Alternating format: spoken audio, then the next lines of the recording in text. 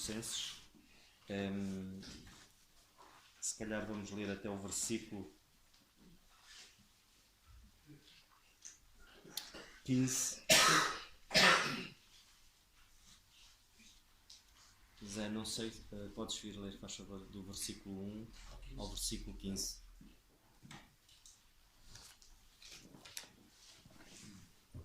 Ora, diz assim a palavra do Senhor. Paulo, apóstolo de Jesus Cristo, pela vontade de Deus, e o irmão Timóteo, aos santos e irmãos fiéis em Cristo, que estão em Colossos, graça a vós e paz da parte de Deus, nosso Pai, e da do Senhor Jesus Cristo.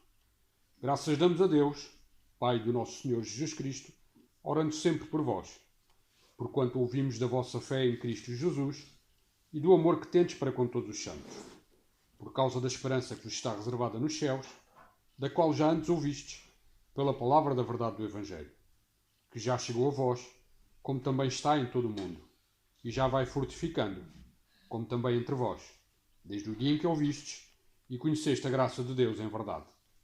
Como aprendeste de Epáfras, nosso amado conservo, que para vós é um fiel ministro de Cristo, o qual nos declarou também o vosso amor no Espírito.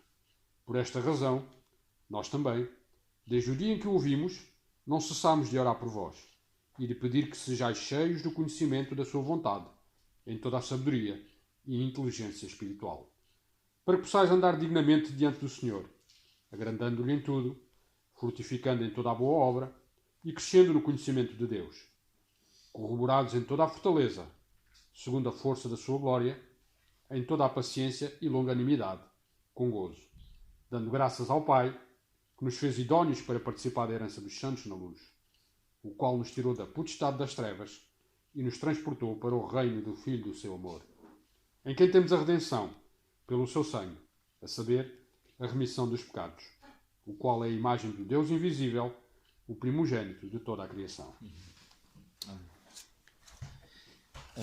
Eu não sei se algum irmão quer dar o pontapé de saída. Daniel, queres começar? Ok.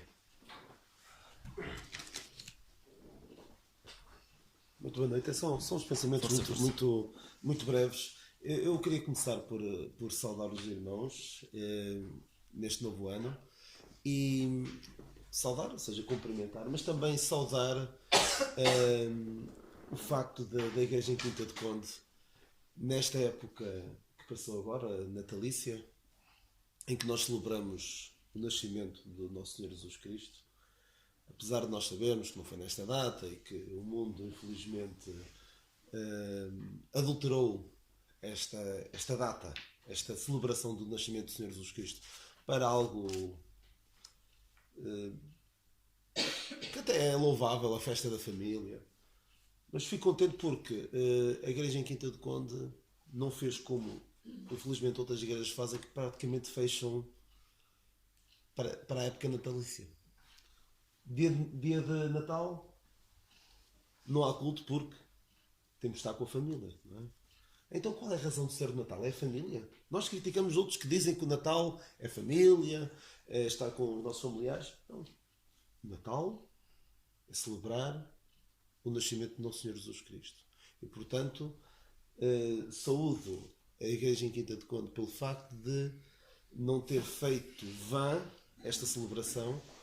E saúdo também os irmãos que, com alguma dificuldade, certamente, na logística destes dias festivos e até das quartas-feiras frias e desagradáveis de vir até aqui, estiveram cá presentes para o estudo da Palavra de Deus, porque realmente é o mais importante para nós. É apenas a parte que queria ter partilhado com os irmãos na semana passada, mas via áudio, mas não foi possível fazê-lo. Ora bem, nós temos estado aqui nos versículos 4, 5, 6, por aí. Eu tenho ouvido os estudos sempre à distância. E queria falar, da última vez que aqui estive, falei destas 3 características que devem ser vistas em todo o crente, que é, vemos aqui no versículo 4 e 5, da fé, do amor e da esperança, que deve caracterizar todo o crente. fé no Senhor Jesus Cristo, não é uma fé em alguém que não mereça a nossa confiança, fé no Senhor Jesus Cristo, naquilo que Ele fez por nós, o amor que se deve refletir, que deve ser característica de qualquer crente, e a esperança que nos está reservada nos céus. Esta esperança que também nós lemos na página anterior, da nossa cidade está nos céus, de onde também esperamos o Salvador, o Senhor Jesus Cristo. Temos esta bem-aventurada esperança, que também fala o apóstolo Paulo a Tito. E esta esperança é mais do que uma esperança, como também falámos, é uma certeza. Está reservada, e a estar reservado, sabemos quem é que assegura, quem é que assegura e quem é que nos assegura desta esperança, que é o nosso Deus. Ao ler esta palavra reservado, lembro-me há certas pessoas que gostam quando começam, e perdoem-me a metáfora, quando se começa a cheirar a título de campeão, reservam ali a rotunda do Marquês para os festejos. E há uns anos reservaram, mas saiu-lhes mal, não é? Depois acabaram por ter que tirar as faixas porque reservaram. Porquê? Porque aquilo era uma esperança, algo que desejavam, mas algo que não tinham garantias. Isto é algo que ninguém nos pode tirar. Nos está reservado nos céus. E lá ninguém toca. Naquilo que Deus nos prometeu, penso que é os Tessalonicenses, que é fiel o que nos prometeu e que cumprirá. Fiel é o que vos chama, o qual também o fará. Diz aqui aos Tessalonicenses 5:23. E o mesmo Deus de paz vos santifique em tudo, e todo o vosso espírito e alma e corpo sejam plenamente conservados e irrepreensíveis para a vinda de nosso Senhor Jesus Cristo. Fiel é o que vos chama, o qual também o fará. Ele não falha, de facto. E é algo que está reservado, é uma garantia. Paulo dizia que sei em quem tenho querido, e sei que é poderoso para guardar o meu depósito até aquele dia. Ou seja, não confiamos em alguém que esperemos que cumpra, mas não temos a certeza de que vai cumprir. E dá-nos um descanso enorme. Saber que não andamos aqui, será que é, será que não é? É que as religiões não nos dão esta segurança. Nenhuma religião dá esta segurança. Só a palavra de Deus, a fé no Senhor Jesus Cristo é que nos pode dar esta esperança reservada nos céus. Todos os outros pode ser. Sabemos que a resposta que muita gente dá, se lhes falarmos, tem a certeza de que se morrer hoje, por onde é que vai? Qual a resposta? Não sei. Não sabem, mas também sabem que ninguém pode saber, não é? Não sei e ninguém pode saber. É essa a resposta típica. Mas nós sabemos, e sabemos que podemos ter a certeza. E isto dá-nos outra, para além deste descanso, permite-nos viver de outra forma. Permite-nos viver de uma forma que não é, como é que é dizer? Temerosa. Sim, temerosa. E será que eu já fiz o suficiente? Não é? Porque a religião nunca deixa ninguém, olha, já fizeste o suficiente? Angústia de, será que eu fiz o suficiente? Eu há uns meses, eu lembro-me de ter pedido a alguns dos que aqui estão presentes por uma votação via SMS para ajudar no orçamento participativo de Cascais, para ajudar a que a proposta da minha escola fosse uma das vencedoras. E eu dei por mim, até à última, a tentar angariar pessoas para votar na minha proposta.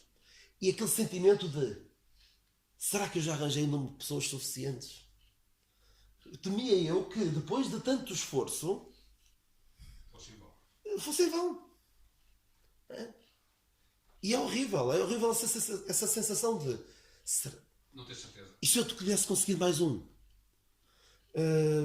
E depois ainda ficámos uma semana à espera de saber os resultados. É horrível, não é?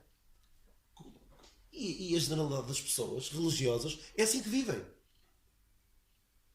Isto aqui era uma questão de ganhar um projeto ou ganhar outro, que era por causa do amianto, daquelas placas de amianto que fazem mal. Isto é legítimo. Mas agora, a eternidade.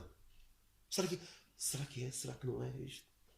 Deus não faz uma coisa destas connosco. Deus dá-nos a certeza. É já. Pode ter a certeza e é já. E depois dá-nos descanso para viver uma vida que lhe agrada de facto. Não é tem de fazer mais e mais para ver se. Não. Eu vou querer fazer mais para agradar ao meu Deus por causa do que eu sei que Ele já me oferece e me garante. É terrível, realmente, a religião, as religiões que este mundo oferece e que não nos aproximam de Deus, afastam-nos de Deus e que não deixam o homem descansado. Por isso, volto àquela expressão que gosto muito: graça e paz. Aceitas a graça, tens paz. Não aceitas a graça, nunca vais estar descansado, vais morrer inquieto, sempre a pensar: será que eu já fiz o suficiente? Se pensas assim, nunca vais ter feito o suficiente, porque a religião é mesmo assim. A religião prende-te e tu dali não sais, porque nunca vais ter feito o suficiente. E é uma tragédia, porque o Senhor Jesus Cristo já fez tudo o que era necessário, tudo, a sua obra é toda suficiente. E eu vou falar só mais um bocadinho, se pudesse. E depois nas próximas semanas eu fico outra vez em silêncio. Não tens de ficar em silêncio. Está reservada nos céus, da qual já antes ouvistes pela palavra da verdade do Evangelho. Estes colossenses ouviram por alguém, possivelmente falámos por Epáfras ou por outros crentes que tenham lido pregar. Ou seja, houve alguém que se preocupou com o estado espiritual daquelas pessoas em Colossos. E o Evangelho de alguma forma chegou até nós. Seria interessante conseguir traçar, por assim dizer, uma árvore genealógica de onde é que nós viemos em termos espirituais. Claro que assim viemos do Senhor, não é? Mas saber como é que o Evangelho chegou até nós. Chegou até mim através dos meus pais, chegou até aos meus pais através de outros irmãos e por aí fora. Mas houve alguém que se preocupou com a nossa alma. E nós estamos preocupados? É que corremos o risco, e falo primeiramente para mim, de dizermos que o Evangelho é a coisa mais extraordinária que existe à face da Terra. É boa nova, é o Evangelho, a boa nova do Evangelho. As melhores notícias que o mundo alguma vez conheceu. Temos consciência disso. Temos consciência da gravidade da não aceitação desta mensagem. E, acabamos por não falar dela tanto quanto isso. Se calhar o nosso discurso não reflete a importância suprema e urgente desta mensagem. Mas felizmente alguém se preocupou de falar. Há dias falava sobre aquela questão de Paulo estar preso. Quando Paulo estava preso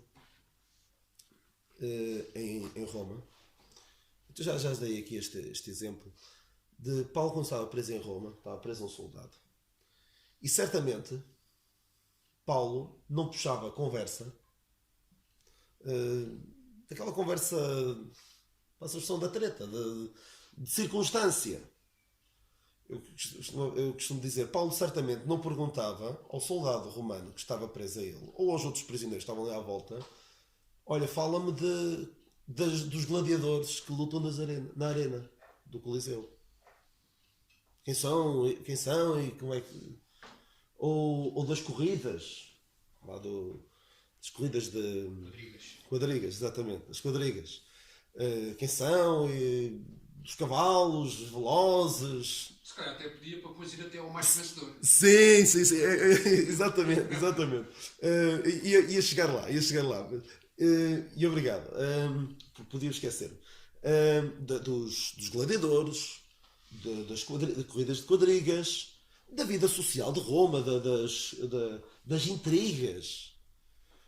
ou até das campanhas militares no norte de África, no norte da Europa, no Oriente. Como é que vai isso? Certamente não era isso. Paulo falava de Cristo, sempre. E transpondo agora para nós, e sim, se porventura a conversa fosse nesse sentido, de olha, passa-se isto e aquilo, as lutas lá com os bárbaros ou contra os africanos, ele pegava e lutar um bom combate, não era? Se falavam do desporto, das corridas, ele pegava. Há muitos que correm no estádio, mas só um ganha a coroa. Ou seja, ele certamente aproveitava qualquer oportunidade para falar do Evangelho. Mas agora pensemos nós, o que é que domina as nossas conversas? Será que é isto? Será que é o Evangelho? Ou será que não vamos um bocadinho como estava a falar dos gladiadores e das corridas? Será que as nossas conversas não acabam por ir para o desporto? Ou não acabam por ir também para a vida social do jet set, das pessoas famosas? Ou não vai também para a questão política, como as campanhas militares? Não vai também para a política, como é que o país está, como é que não está? O que é que domina as nossas conversas? É que o que domina as nossas conversas são estas coisas, e não falamos daquilo que nós dizemos aqui entre nós, que é a coisa mais importante, a notícia mais importante que o mundo já conheceu. Como é que esta palavra da verdade do Evangelho vai chegar a outros colossenses? Não é? Quem são os nossos colossenses? São aqueles que estão à nossa volta. Não é? E se calhar alguns poderão saber, olha, tem lá aquela religião, ou será que é só isso que sabem? Ai de nós se não sabem sequer. Não é? Mal vai se não sabem sequer.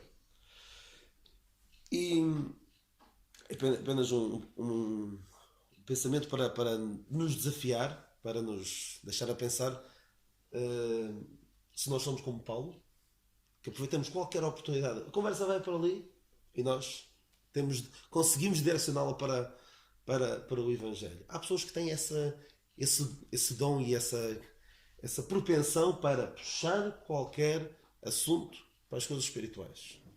Outros, se calhar, eu admito, por vezes, não aproveitar as oportunidades para ter questões relacionadas com o Evangelho. Mas há pessoas que têm essa capacidade. Costumo dar o exemplo do nosso irmão Amadeu, da igreja em São Pai de Oleiros, que qualquer situação consegue sempre introduzir ali uma citação bíblica ou um exemplo bíblico. Ele, por exemplo, ele diz que agora já não dá sangue, mas enquanto ia dar sangue, costumava sempre dizer: sabe quem foi o maior doador de sangue de toda a história? E aproveita para falar, diz que foi o Senhor Jesus Cristo. Então, aproveitava sempre para, no meio de uma situação em que nós estamos lá e não aproveitamos a oportunidade, aproveita para introduzir o Evangelho. Mas isto também, não esperemos que isto saia da nossa boca assim, ia dizer por obra e graça do Espírito Santo, mas é mesmo por obra e graça do Espírito Santo. Se, de facto, estas verdades inundam o nosso coração, claro que depois vai-se refletir na nossa boca e vamos acabar por falar desta palavra da verdade do Evangelho. Sim. O coração está... Sendo que o coração está cheio disso, fala a boca. Claro. É natural. Isto vai surgir. E Paulo, de facto, o que encheu o seu coração era isto. E depois, é claro, falava. E naturalmente, ao contrário das religiões que impõem o evangelismo ter de falar porta a porta e tudo mais, nós falamos porque realmente é o mais importante que nós temos na vida.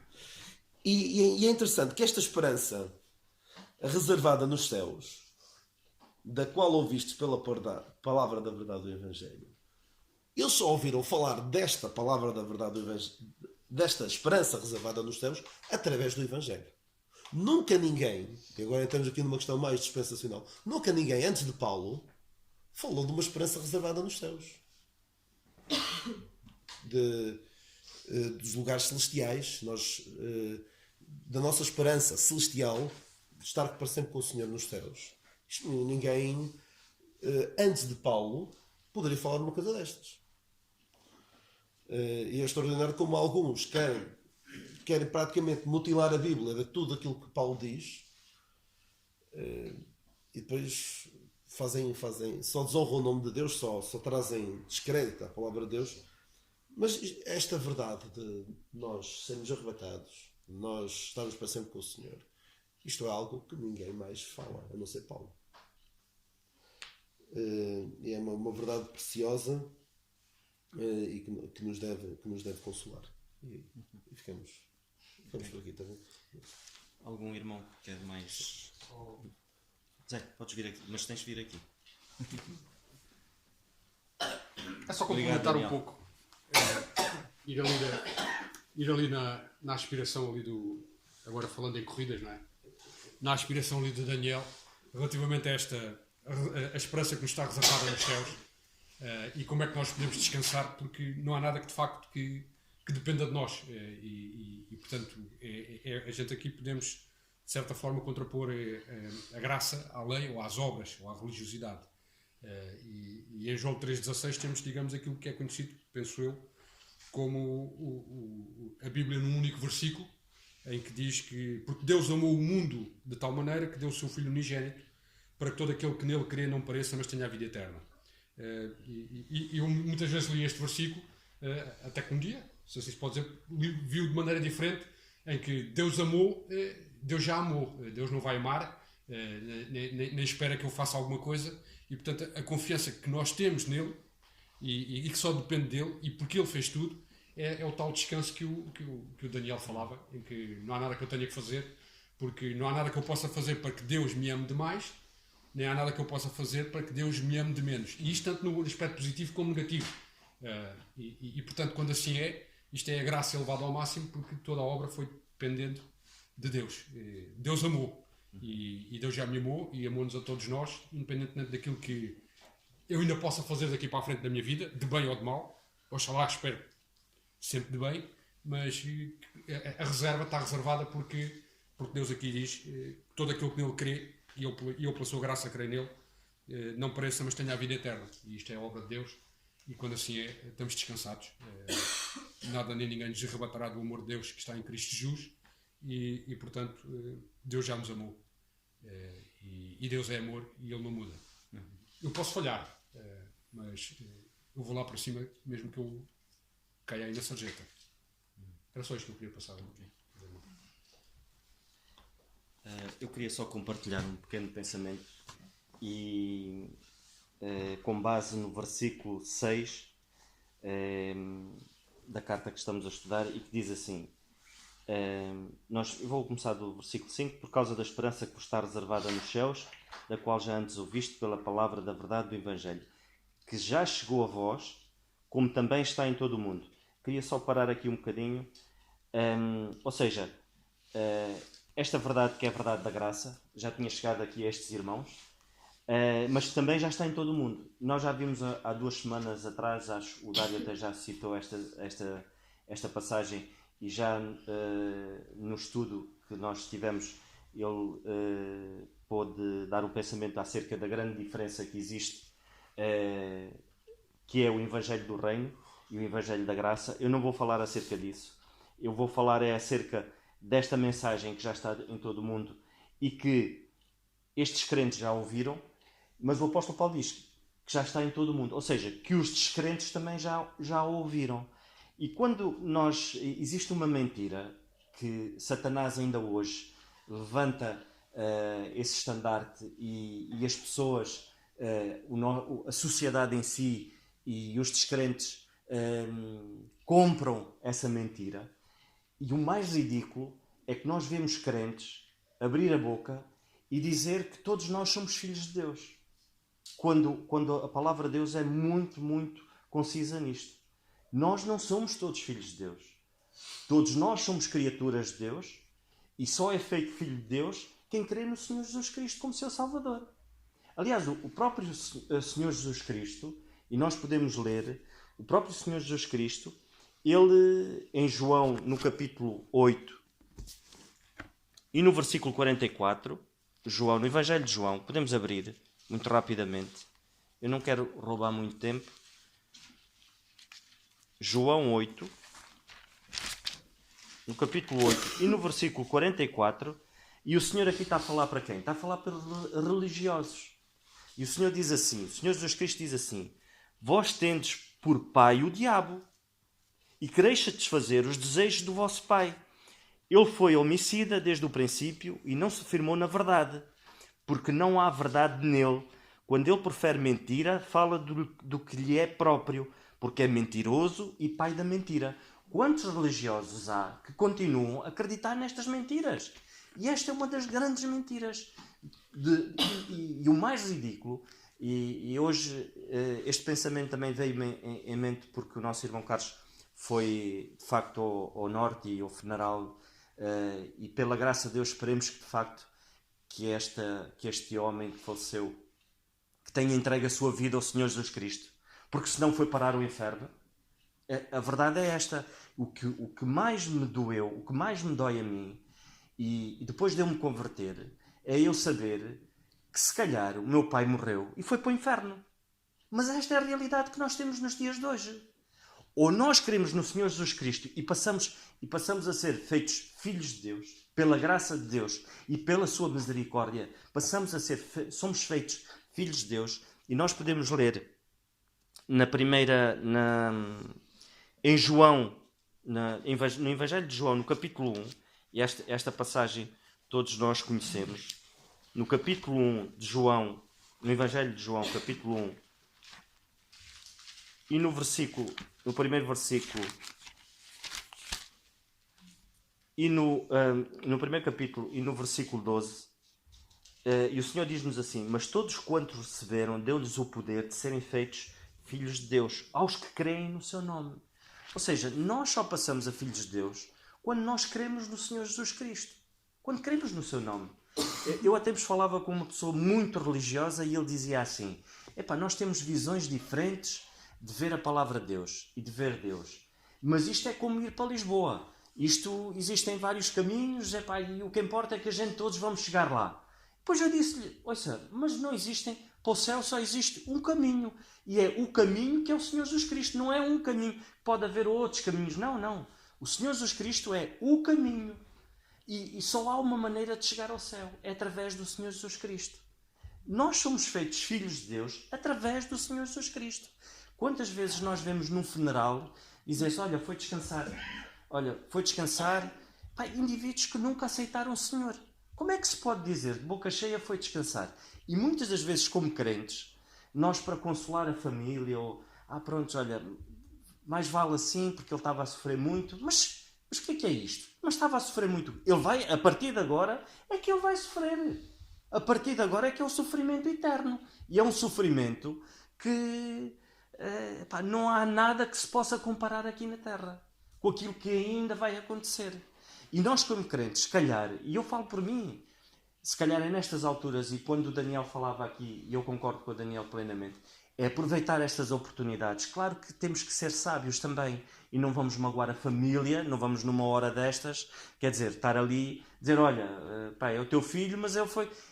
não é assim. Mas se calhar temos que usar da sabedoria de Deus para podermos falar mais, para que as pessoas se possam livrar disto. Quando nós falamos aos jovens, e dizemos várias vezes aos jovens, e a palavra de Deus alerta para esta situação: cuidado com o julgo desigual. O Senhor não quer que nenhum jovem aqui, caso com uma jovem descrente ou com um jovem descrente que tem por sogro o diabo. Porque é mesmo assim, em palavras muito curtas, é mesmo assim. Alguém que se case, ou alguém que faça uma sociedade com alguém que seja descrente, não há outra hipótese. O sogro vai ser Satanás. Não há volta a dar. Hoje a gente aceita o Senhor Jesus Cristo e passamos a ser filhos dele, e aí vamos gozar estas bênçãos e esta promessa que o apóstolo nos fala aqui, que está reservada nos céus. é um gozo que nós vamos ter e que nós nem imaginamos o que é que vai ser. E é uma promessa eterna. São promessas que o Senhor nos dá aos seus filhos. E o apóstolo Paulo diz aqui, a que vós, este Evangelho da Graça que já chegou a vós, que são crentes que já ouviram a verdade, mas também a todo mundo. Todas as outras criaturas, ou seja, aqueles que ainda não aceitaram e que não são filhos de Deus, eles também já ouviram, eles que deem o passo. Se existe alguém que ainda não deu o passo, está à espera do quê? Porque isto é mesmo assim. Não andamos aqui às voltas e vamos esconder, e às vezes quase que não dizemos as coisas que estão aqui escritas. A palavra de Deus é tão precisa e tão prática que às vezes não temos medo ou para não machucar, para não... Mas é urgente. Ainda hoje, quando o Zé me mandou mensagem e a dizer, olha, a minha mãe está muito mal, foi para o hospital. Claro que eu fiquei preocupado. Mas por outro lado, eu pensei, se esta minha irmã partir, vai para o céu. É uma dor muito grande para quem fica. E não me venham dizer que não é, porque é. Claro que nós temos que dar graças por tudo, mas é uma dor, é saudade, é tudo mais. Mas ela vai para o céu. Agora, podemos dizer, se calhar, de quem está perto de nós e que ainda não aceitou o Senhor Jesus Cristo, dizer isso também? Cada um de nós possa pensar verdadeiramente nisto e pensar que não vamos engolir esta mentira. E se nós virmos alguém que é nosso irmão na fé e que abra a boca e diga que somos todos filhos de Deus, faz favor. Não somos todos filhos de Deus, coisa nenhuma. Isso não existe. A palavra de Deus é muito precisa em relação a isso. E o Senhor Jesus Cristo depois disse-lhes a estes religiosos, vocês têm como vosso pai Satanás. Que vocês querem satisfazer os vossos próprios desejos, acreditam em mentiras e ele é o pai da mentira. Então nós vamos ter cuidado com isto. A palavra de Deus é muito precisa. E o apóstolo Paulo aqui também ele diz, já chegou a vós, o apóstolo Paulo também podia dizer, já chegou a todos os filhos de Deus, todos os filhos do meu pai. O apóstolo Paulo podia dizer isso. E ele não diz isso. Já chegou a vós e ao mundo. Então temos que ter cuidado com aquilo que nós dizemos. Eu só queria, e para terminar, dizer que temos também aqui na primeira carta, em João, no capítulo 1, desculpem, não é no Evangelho de João, é na primeira de João, capítulo 3, e eu não vou ler, como é óbvio, mas eu queria deixar isto, que nós pudéssemos depois ler este capítulo todo, e eu vou deixar só esta nota no ar, pudéssemos ler este capítulo todo, podemos meditar um pouco nisto, neste capítulo. E eu só queria frisar o versículo 10, que diz assim: Nistes são os manifestos os filhos de Deus e os filhos do diabo. Qualquer que não pratica a justiça e não ama o seu irmão, não é de Deus. Aqui a palavra é bem clara. Nisto são manifestos os filhos de Deus e os filhos do diabo. Então, se calhar, é porque existem filhos que são filhos de Satanás. Ou seja, são aqueles que não aceitam o Senhor como seu único Salvador. O Senhor Jesus Cristo é o caminho. Não é um possível caminho. Nós não precisamos de fazer absolutamente nada para alcançar a salvação, a não ser crer naquele que deu a sua vida por cada um de nós, que é o Senhor Jesus Cristo. É isso que nos faz chegar e que nos dá a garantia destas promessas. É isso que faz com que nós temos aquela paz, é isto que nos liberta do pecado. E nós podemos ler vários versículos em que nos fala que, ao estarmos presos e ao não aceitarmos esta verdade, nós estamos acorrentados ao pecado. Enquanto que o Senhor nos liberta, o pecado nos aprisiona. Ou seja, vivermos fora destas verdades, vivemos presos, vivemos escravizados pelo pecado. O Senhor nos libertou através do seu amor por cada um de nós. E aquilo que o nosso irmão Zé diz, o Senhor amou-nos de tal maneira que deu o seu único Filho, para que cada um de nós possa ver esta verdade e possa aceitá-lo como nosso Salvador. Que o Senhor nos ajude, mas que possamos meditar verdadeiramente nisto. Eu não sei se mais algum irmão quer ter... Podes, mas se calhar é melhor diz falar aqui, Daniel. Algo que eu queria ter dito há bocadinho e que vieste ao encontro disso. Uma coisa que nos falta a mim, é clara consciência e convicção de que a palavra do Evangelho é a maior das notícias. E a não aceitação do Evangelho é a maior das tragédias. Porque como o irmão Fernando estava a dizer, às vezes parece que acreditamos que uma pessoa que não aceita o Evangelho, parece que não é a pior coisa que pode... Não é a maior tragédia. Parece que acreditamos, também, se aceitar o Evangelho, aceitou, se não aceitar, olha, também não há de ser o fim do mundo. Não, é o fim do mundo. É uma eternidade longe de Deus. Se calhar falta-nos essa verdadeira, uma consciência clara e firme de que não aceitar o Evangelho é a pior coisa que pode acontecer. E se calhar vale a pena passarmos algum escárnio por falarmos. Se calhar às vezes vou falar, não vou falar, vou ser desagradável. Mas qual é a consequência? Provavelmente a pessoa não... E outra coisa muito importante, Daniel, é que Deus espera muito de nós. E a propósito, no capítulo 8 de Romanos... Não, desculpa. Era só isso mesmo. No capítulo 8 de Romanos, e essa responsabilidade aumenta nas nossas vidas quando o Senhor diz assim, Romanos 8, e no versículo 19 e 20, e aqui podemos, até o 21, do 19 ao 21, e aqui podemos ver a responsabilidade, mas ao mesmo tempo a liberdade que temos em Cristo. E como vemos, Deus diz-nos assim, porque a ardente expectação da criatura espera a manifestação dos filhos de Deus. Porque a criação ficou sujeita à vaidade, não por sua vontade, mas por causa do que a sujeitou, na esperança de que também a mesma criatura será libertada da servidão da corrupção, para a liberdade da glória dos filhos de Deus. Ou seja, é uma responsabilidade muito grande da nossa parte.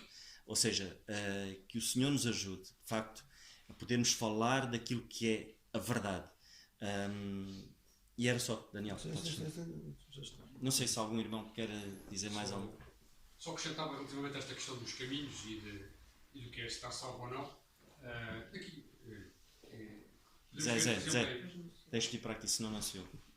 Em 1 Coríntios, no primeiro capítulo, versículo 2, o apóstolo Paulo, inspirado pelo Espírito Santo, diz: há a igreja de Deus que está em Corinto. Portanto, podemos admitir que há igrejas que não são de Deus. E quais são as igrejas que são de Deus? Aqui está explicado, não é? A igreja de Deus que está em Corinto, aos santificados em Cristo Jesus. Portanto, ou estamos em Cristo ou não estamos em Cristo. E estamos em Cristo pela fé, pela graça, através dele, por ele e para ele. Portanto, muitas vezes aqui, eu posso falar assim porque já fui descrente e muitas vezes fazia confusão o crer no Senhor Jesus Cristo, mas o que é que isso significava? Mas hoje em dia sei que estou em Cristo. E portanto, a questão é como é que estás em Cristo? É pela fé. Na obra que ele fez, dependendo pura e simplesmente dele, por aquilo que ele fez, por ele e para ele. E portanto, ou estamos em Cristo ou não estamos em Cristo. Se já não estamos em Cristo neste mundo, também no outro já não vamos estar. E nós sabemos que a exclusividade da salvação através do Senhor Jesus Cristo não é popular. Okay? Dizer que Cristo é o caminho, o único caminho, é visto pelos que estão de fora, uma forma, até uma certa arrogância da nossa parte. Que só vocês é que estão certos, mais ninguém está certo. Então, e aqueles que nunca ouviram, depois vem sempre com essa história, e aqueles que nunca ouviram, quando me dizem isso, eu digo: olha, preocupa-te contigo, já ouviste. Os outros, Deus está a lidar com eles justamente. Mas faz muita confusão ao descrente de facto haver só um caminho, só um Salvador. Mas não podemos abrir mão disso. Porque abrir mão disso é dizer às pessoas: olha, pode ser salvo de outra maneira, mas isso é não lhes pregar as boas novas.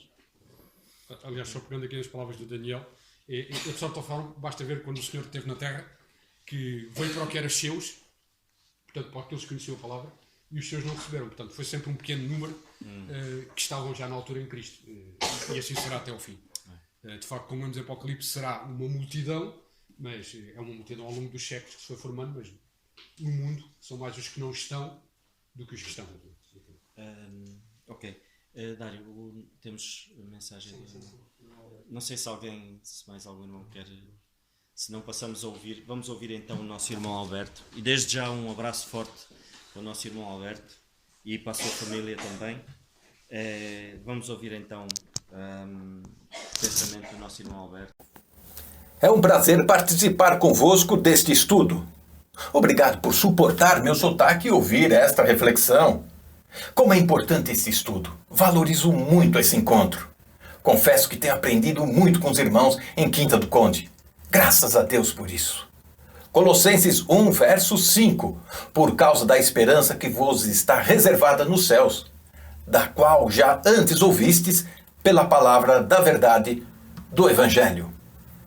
Quero destacar a palavra grega, que é o original do escrito, apokemai, que significa guardado, reservado, preservado, neste verso 5. Ela ocorre 4 vezes em todo o Novo Testamento. Olha, não quero passar a imagem que sou um especialista em grego. Longe disso. Cito apenas aquilo que encontro no dicionário Strong, que facilita o estudo. Vamos lá então. A parábola das minas em Lucas 19, do verso 11 ao 27. Lemos de um servo mau que, ao invés de empregar a sua mina, guardou-a embrulhada num lenço, verso 20, onde a palavra traduzida guardei é apokemai. Esse trecho nos dá uma boa ilustração do significado desta palavra. Alguma coisa guardada, reservada para uma ocasião futura, escondida hoje para ser usufruída depois. Com essa definição em mente, vamos ver as outras ocorrências desta palavra no Novo Testamento. Encontramos o texto de Hebreus 9:27. Aos homens está ordenado morrerem uma só vez e depois disso o juízo. O que esse versículo está dizendo realmente é que a morte está reservada, guardada, garantida, certeza para todos os homens. Esta é uma verdade tão óbvia que dispensa maiores comentários. Romanos 5,12 afirma isso. O outro texto está em 2ª carta de Paulo a Timóteo, 4, verso 8. Já agora a coroa da justiça me está guardada, a qual o Senhor, reto juiz, me dará naquele dia, e não somente a mim, mas também a todos quantos amam a sua vinda. Uma coroa? Bom, aqui entramos em um outro estudo, mas podemos adiantar e dizer que a coroa da justiça é para o cristão que vive cada dia na ardente expectativa de encontrar com seu Salvador nos ares, para estar sempre com ele. Primeira carta de Paulo aos Tessalonicenses 4,17. A esperança produz amor. Mas este amor que vai produzir esta coroa. Um amor sincero pela vinda do nosso Senhor Jesus. Agora, atenção, conforme 1ª carta de João 2,28. Muitos, naquele dia, irão se envergonhar, reconhecendo que na sua vida diária não demonstraram que amavam a vinda de Cristo. Na medida em que amamos a sua vinda, que poderemos servir com coração sincero, por causa da esperança que vos está preservada, reservada nos céus. Aqui temos uma esperança reservada, não porém a todos os homens, pois a Bíblia nos revela que aqueles que estão sem Cristo não têm esperança. Efésios 2:12.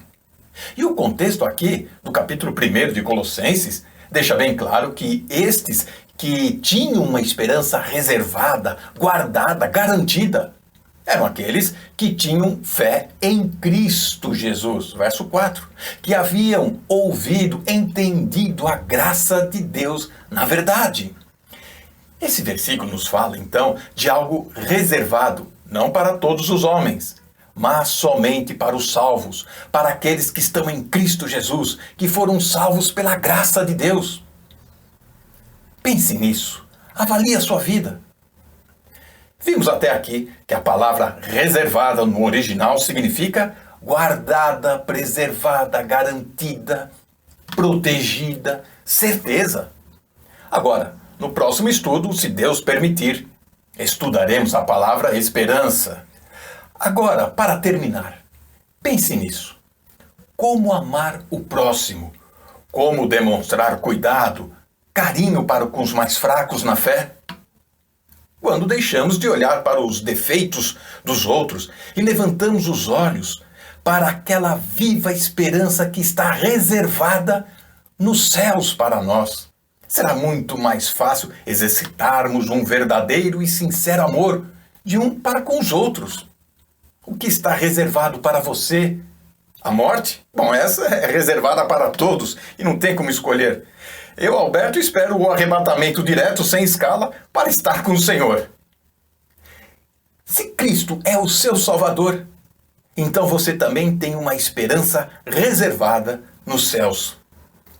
E a coroa de justiça, ela só será sua se você ama e deseja a vinda do nosso Senhor Jesus. Que nossas atitudes e nossa maneira de viver sejam reflexo deste amor e possamos clamar com toda sinceridade: Amém. Vem, Senhor Jesus.